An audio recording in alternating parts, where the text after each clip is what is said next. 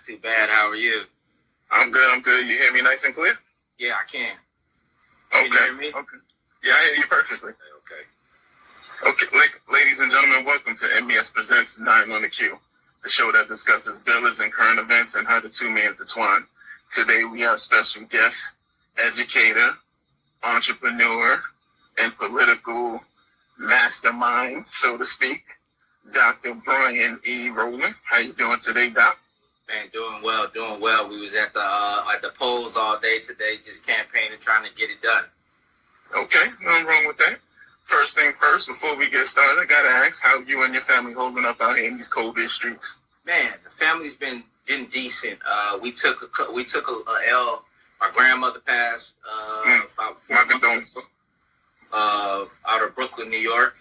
But we've been just brought the family together, and so we just definitely practicing wearing face masks, 6 feet, and all the things we need to do to continue to move forward. Well, first thing first, my condolences on your loss, brother. No problem. Appreciate you. So let's get on cue. So tell us, Dr. Rowland, when was your first experience into the world of pool?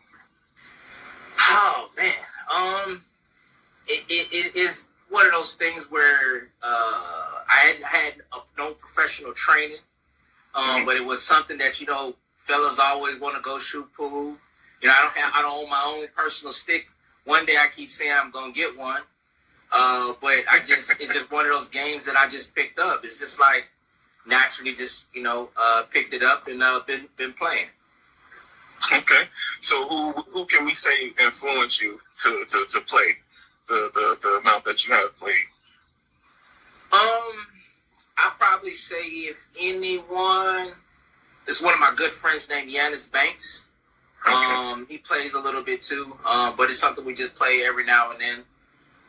We used to have, and one of my good partners, Richard De La Honte, we used to have a little pool table in the back of we had a little store in Killeen, Texas. Right. And we used to play one of the little small tables and little basketball goal things. So. Okay, all right, nothing wrong with that.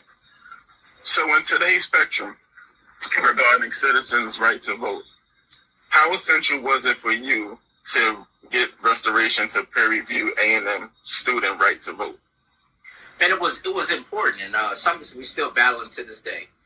So it started when myself and four other students filed a lawsuit against District Attorney Oliver Kitzman in 2004 for peer review students' right to vote. And we've been battling this issue with Waller County and peer review students voting for some time. Many people don't know, in 1978, the law that makes it applicable, that went all the way to the Supreme Court for college students' right to vote in the United States, court case was based out of Prairie View, Texas, and the impact of voting for the last 41 years. Okay. So does winning awards like Young Champions for Justice and YMCA of Houston Minority Achievers inspire your entity, Visionary Leadership, LLC, and political work? It does. Visionary leadership was something that sparked when I was starting my PhD in educational leadership. It was how we're going to train people to encompass what we call political, economic, and social, the components of what community development was. And so Visionary Leadership was a vehicle, it's a consulting firm that allowed to train in diversity, equity, inclusion, but also engage young people in an opportunity to learn what leadership was at whatever level they were at. Okay. So I want to ask a bonus question, but you know what? I'll hold that because I actually we're gonna touch bases on that anyway. Okay. So moving right along with the Black community calling for systematic reform and budget reallocations across the nation. Yourself as a Black man, an educator, and a political official, what do you think should be the essential role of, or what do you think should be essential, the government officials' essential priority? So that's very important, right? So we started with kind of the basis of what many people in their community should be asking their city council, which is the 8 Can't Wait. And that was a series of things that came out in reference to chokeholds, use of tear gas or militarized vehicles, everything from what is it called? So there are several things that our city council passed for that. Our city council is made up of 2 millennials. You have some over in the Gen X. The oldest person is 50, and the youngest person is 23. So we have a cross section, but we all believe that it was important to be an example to our community. So when we passed, we asked the police chief to bring us back stuff on no-knock warrants, stuff on militarized vehicle, stuff on tear gas, stuff on video surveillance, things that we thought that shouldn't be used on its citizens. So we talked about, updating our policy, not only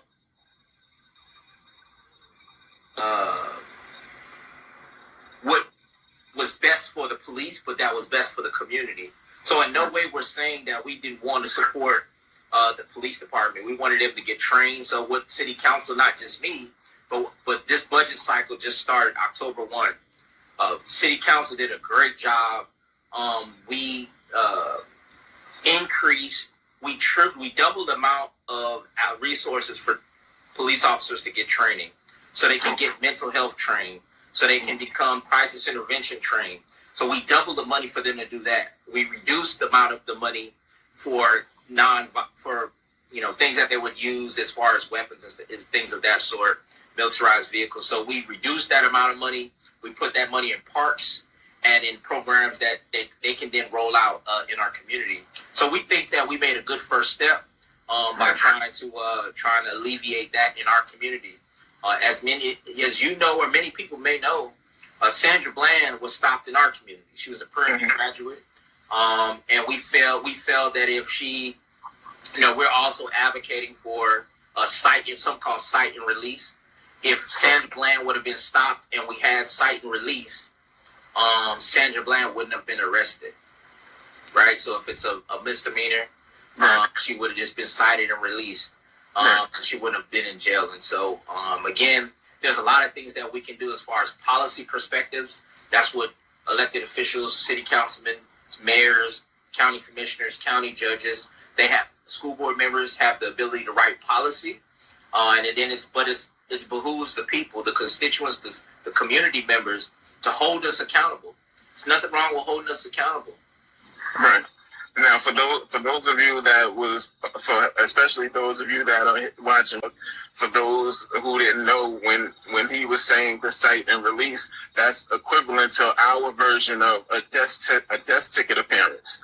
Where you'll get the citation, and then you'll have to appear at a later date to explain, or rather to argue the situation that happened on that particular date and time.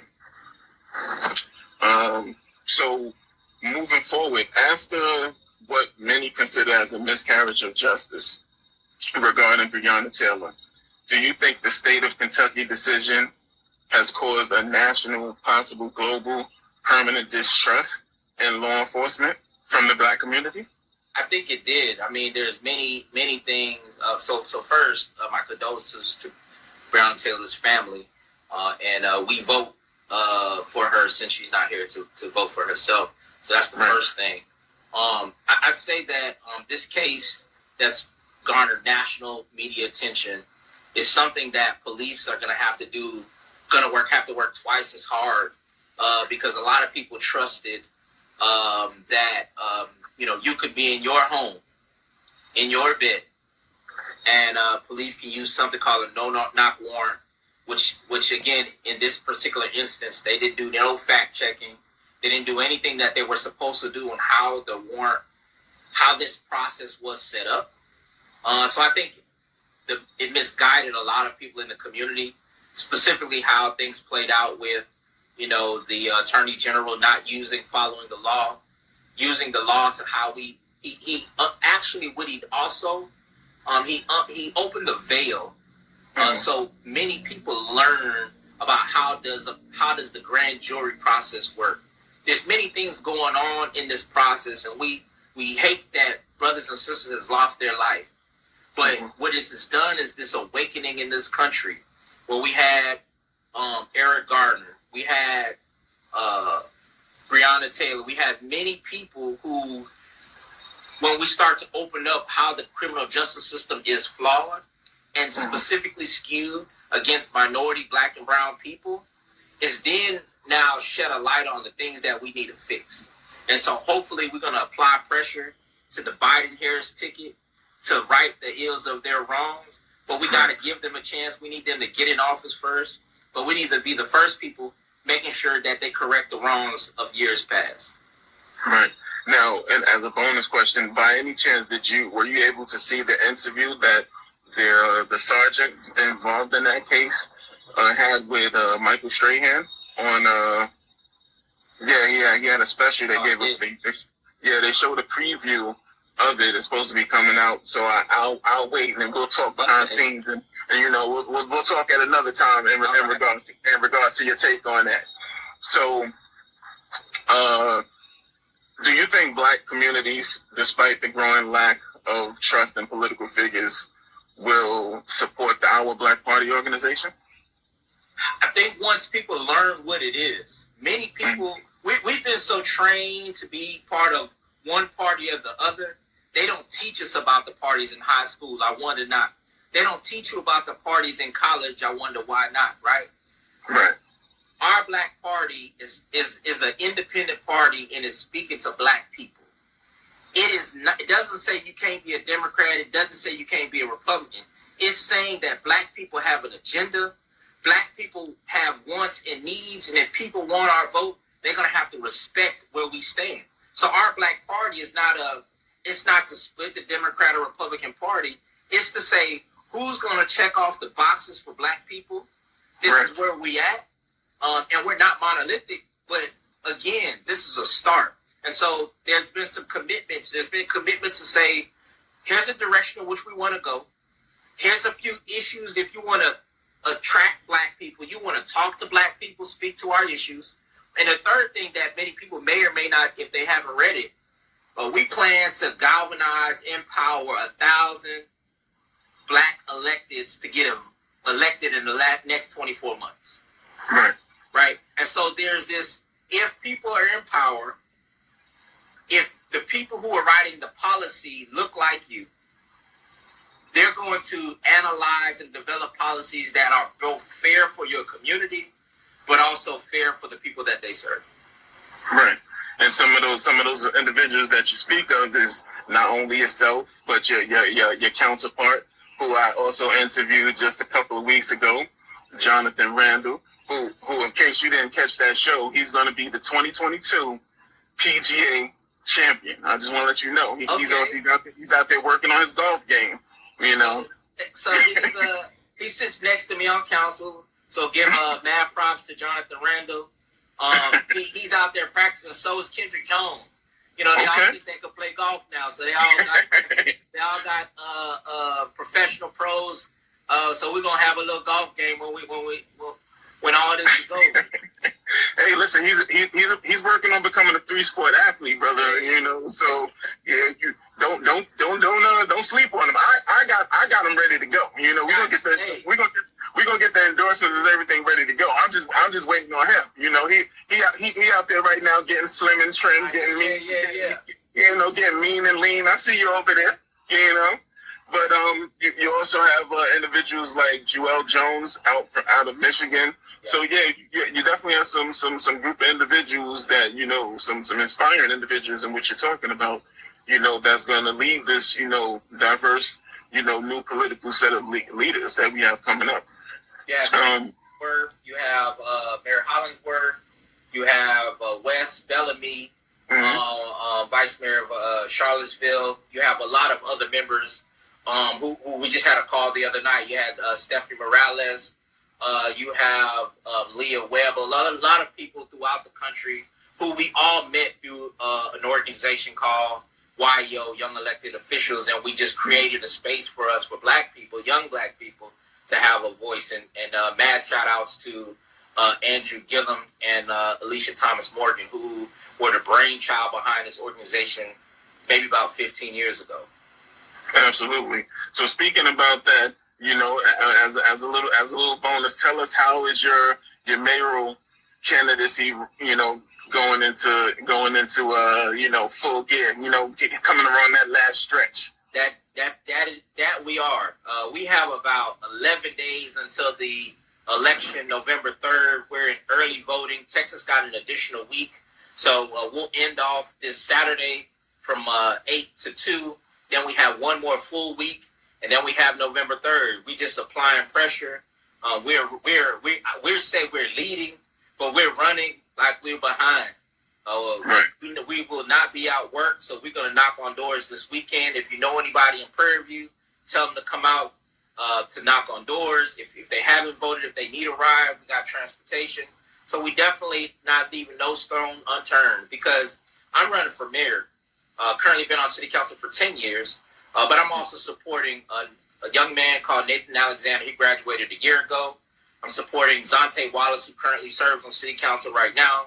I'm also supporting Herschel Smith for constable, which is the county election. Supporting Kendrick Jones, who currently serves with me, but he's running for a higher position. And this slate, we think, will be able to impact and empower our community. What we want to do is Prairie View will have the youngest city council in the country if all these people are elected on our local level, with an appointment coming after that. So be on the lookout. We want you to be able to interview us, because if I'm the mayor, everybody gonna get the shine. So you gonna interview all of us. Absolutely. The city council in the country. We all gonna be at one place. Now we're gonna have to post it as a meeting. So, you know, we gotta be on our game, right? Because they watch it. Absolutely. Now, I'm hoping by that time, all of this, you know, COVID, you know, concern will have simmered down to enough to the point where we can actually be in the same location and make this thing happen, you know. So I'm definitely looking forward to that. So, you know, in regards to all of that, as another bonus question, what do you think, or how essential do you think it is for people to go out and vote for those local leaders? And it's very important. So, again, at the top of the ticket, we support Biden-Harris because Black Girl Magic works, right? Sarah went to Howard University, and she's an AKA, so she gets extra support and shout out. But I'll say that at the top of the ticket, that impacts things nationally. Right. Where the rubber meets the road is all politics are local. The person who's going to increase your gas, your water, your lights, make sure your trash get picked up, your taxes, the people who are going to make sure if something happens to your child, if the police mishandles you, that's going to be the local person. You're not going to be able to call the president. So it's going to be very imperative that we understand who controls what as far as power, that you know your local city councilman, that you know your mayor, and then you actually keep holding them accountable. If they know your name, when something happens, they're more likely to pick up the phone, answer your text, or be able to mitigate whatever issues may arise. It's very important that we vote locally. Now, this is a national election. We definitely need to vote Biden-Harris, but you need to go all the way down the ballot. We have House seats up, congressional seats up.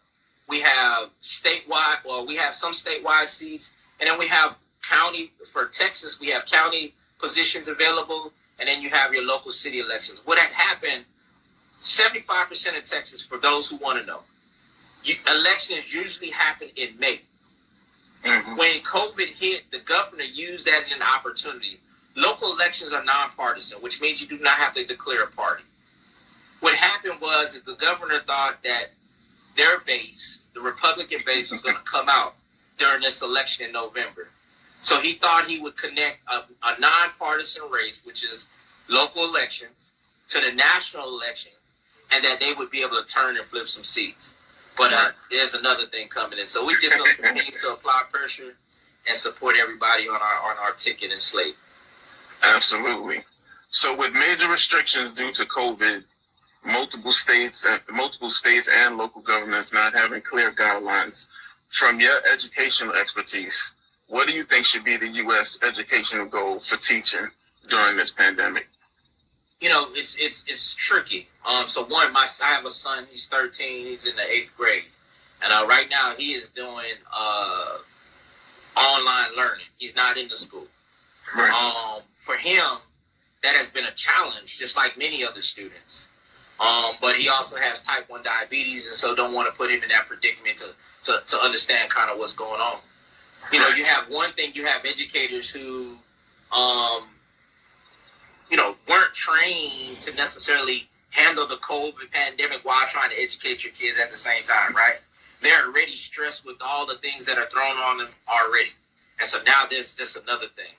I think that we should have had an opportunity to engage on what learning looked like, both on the local level and the statewide level. There should have been a game plan, not doing the same thing and we're just going to have students online, because that's what it looks like. Right. But what COVID showed is that some of our weak spots, both in communities, both and in education. And so hopefully during this time, we're looking at solutions to problems to close the gaps and shortfalls. Hopefully when the new people are elected, they'll send the supports to the school districts that they need to be able to fully because education has been underfunded for some time. Right. So you're asking them to do more with less, and then by the way, you have teachers falling out. Exactly. For something that is not, that is a deadly disease. But the question is, how do we deal with it? It's a precarious situation. We run the city. They don't want us to close the city down, because then what's the citizens going to do when they need something, right? We are supposed to be the last line of defense. And so it's hard to say that educators should have to be in the building. There could have been different ways to educate kids. But then you go back to, what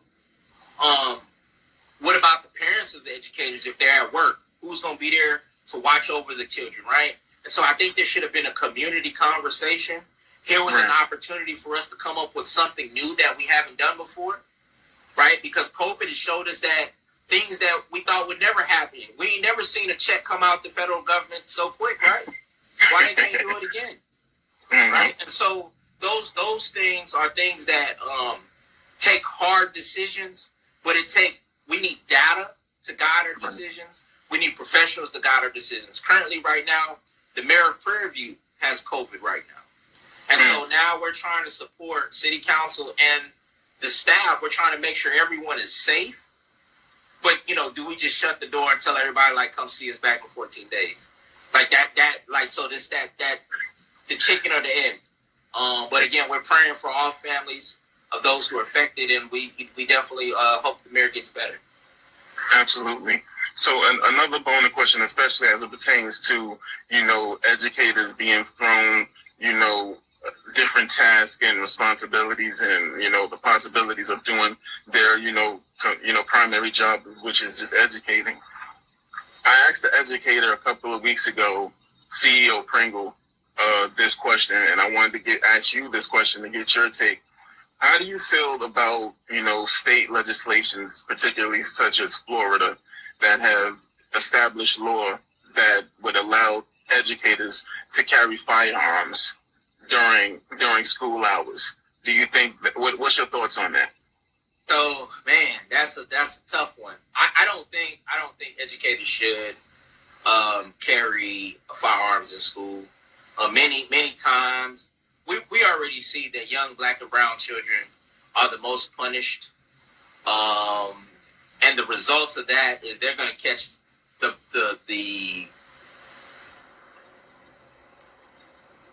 they already say that young Black and brown young men are unruly. They can't be controlled. And for the most part, when a teacher feels threatened and they know they have a gun, right? We know that situation is not going to turn out good for that young person. And so I think heightening the level of the insecurity that already exists amongst teachers and students, I think that we shouldn't do that. Now, that's not to say that some young people, I'm not that old. I'm only 40. But we used to mind our teachers. We used to mind older people. And it seems like that there's a generation of young people who just don't have the same type of respect. But do I think educators need to have guns in school? I do not. The statistics will show that it would do nothing but to hurt young black and brown students in the school. But we live in Texas, and don't call me John Wayne, but hey. I gotta definitely come out there and talk to you about some things, man. I'm telling you, I gotta come out there, man. But coming back to your pool experience, give us one technique that you have used in playing pool that you can utilize in other facets of your life. Technique is basic, but the behind your back joint like this. Mm-hmm. I say that because you have to be. It's just like when making a decision. Mm-hmm. You have to be stable. You have to be. Your perspective of your sight must be on to be able to hit the cue ball, to be able to hit the other ball. Right. That's just like when you make decisions in a leadership position. Most leaders should be making decisions based on knowledge and information they have and data. And usually flying off the cuff will leave you out there hanging. All right. So to hit you with the final question, tell us what celebrity or iconic figure you would love to play a game of pool against. Man,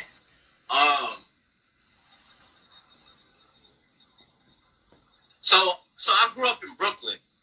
Mm-hmm. So my first choice would be Jay. Okay. Only really to be able to share in perspective of his evolution. Right. I think where you grow up, where you're from, is not where you should limit yourself. And right. My second person would be Puffy. Sky's the limit, and we're gonna take that. And so part of it is the understanding of can't nobody stop you but you. Right. And so if I had the opportunity to play pool, it would be with Jay-Z or Puffy, to really, really, really dig deep and down about their evolution and their pivot at each stage of life, right? So if you study them, every 7 years they've had a different pivot. Right. And just like we go through in life, if you study your life, every 7 years you have a pivot. And what's allowed them to be able to learn from their experiences and pivot in a direction that elevates kind of where they're going. Right. Okay. I'm be honest with you. I'm just glad you weren't going to be like the rest of a couple of guests that was like, well, first of all, I want to play you. I'm like, please, ladies and gentlemen, please, please, you don't want me to break out, please, we're not even going to talk about it. So tell us, Dr. Rowland, is there anything outside of, the clear-cut, mayoral candidacy that you're running for that we should be on the lookout for in regards to you, any type of events or projects? Yeah, so one, I have something called a Sip and Smoke coming up on Saturday at 7. Check my Instagram out, Brian E. Rowland on IG. We have a Sip and Smoke. It's a virtual fundraiser, an opportunity for us to just relax, chill, talk about some of my plans for the city of Prairie View. We'll have some guests on there again, just to be virtual. Something up after that, next Wednesday, we're going to have candidates who I'm supporting. We'll be talking for about 8 minutes on why they're running. Again, we just want to show the community how we're coming together, how we want to help guide them. And then it'll be on the look at some point. We'll be running for the lieutenant governor, maybe. But we just want to support. We just want to support good people in Texas and good people in our community. So again, hats off to all the people who I serve with, who've given me good experiences, good and bad, that has allowed me to grow as a person who serves people. Now, just so you know, I got your email. So I already have something, that an engagement that I'm gonna be at. But no. I'm gonna take my laptop. I'm gonna tune in. Okay. So I'm giving you and everybody else a heads up right now. I'm gonna have a pretzel stick and a glass of Pepsi on the rocks, because no problem with that. You know, drink whatever you drink. Now when we turn Now when we turn around and you have another event like that, then we're gonna break out the big boy smokes. I got you. Yeah. You already know the plan of what's gonna happen when I come down to Texas. We don't need to talk about that. You already know, but it's absolutely been a pleasure. You know, any final thoughts or words that you want to say? I just want to say thank you for the opportunity to be able to come on the show, and for showing love again. For those who are watching, please get involved. Everybody has a lane, even if that's holding your elected officials accountable, because that makes them better. Don't vote for them and say, "Oh, you got it," and walk away. We need people to continue to stay there and support them with us. Show up to your school board meetings, show up to your city council meetings, and let your voice be heard. This is the time. And if you get an opportunity, go to ourblackparty.org, or you can go to Instagram, Our Black Party, to check what your elected officials are doing around the country. We just got the support from Diddy and Charlemagne and a number of people who've come on. But Our Black Party is moving. It's a group of dynamic young people who are elected around the country, who look like me and you, doing everything for their community. So again, thank you. Absolutely. I can already see the good trouble starting to take shape. I can see it. That's it. Well, ladies and gentlemen, we want to thank our special guest, Dr. Rowland, for joining us. We're going to talk, brother. I appreciate you, brother. All right. Take care.